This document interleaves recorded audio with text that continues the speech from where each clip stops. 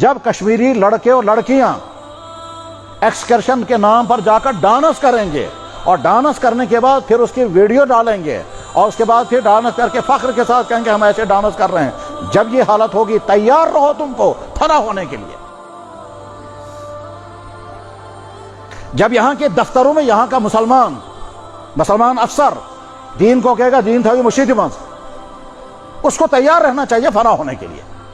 اور ذلیل ہونے کے لیے۔ جب یہاں کے سکولوں میں یہاں کا مسلمان ٹیچر جان بوجھ کر لڑکیوں کو ڈانس کرائے گا اور فخر کرے گا، جب یہاں کے مسلمان والدین لوگوں کے سیاسی جلسوں کے لیے اپنی لڑکیوں کو ڈانس کروائیں گے، اس کے بعد تم انتظار میں ہو کہ اللہ کے رحمتیں نازل ہوں گی تم پر،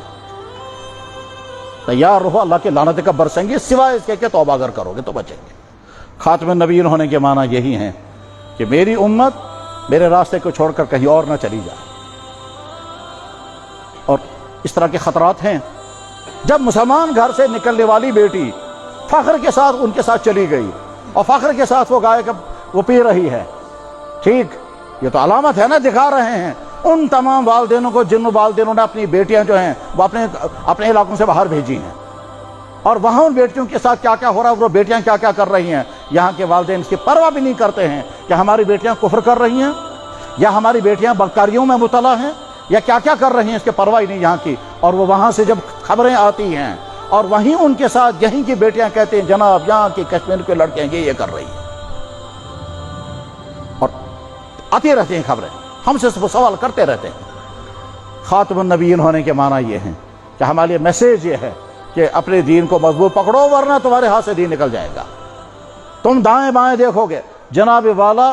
یہاں کی شادیوں میں جا کر کے اندازہ ہوتا ہے 99%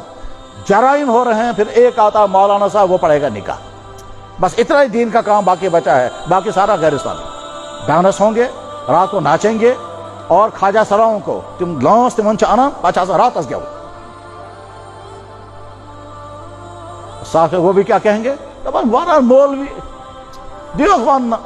ہاں ٹھیک ہے ہم اعلان کرتے رہیں گے۔ شاہ ولی اللہ رحمہ اللہ تعالیٰ اسی طرح سے دلی کے مسجدوں میں اعلان کرتے تھے لوگوں سدھر جاؤ، مغلوں کا زمانہ تھا اور مغلوں کا خمار تھا، ہماری حکومت ہے۔ شاہ ولی اللہ کہتے رہتے تھے سدھر جاؤ، نہ جانے کیا کیا حالات آئیں گے، نہ جانے کیا کیا، نہ ہی لوگ سنتے تھے، مذاق اڑاتے تھے دین کا، ایسے ہی جیسے یہاں کے لوگ مذاق اڑاتے ہیں، مانا ناسن مولوی دیوبند ویسا دین ہی سو رہی ہے، ٹھیک۔ اس کے بعد پھر جب قتل عام دلی میں ہوا، اور ایسا قتل عام ہوا کہ بعد میں نماز جنازہ پڑھانے والا بھی کوئی نہیں ملتا تھا،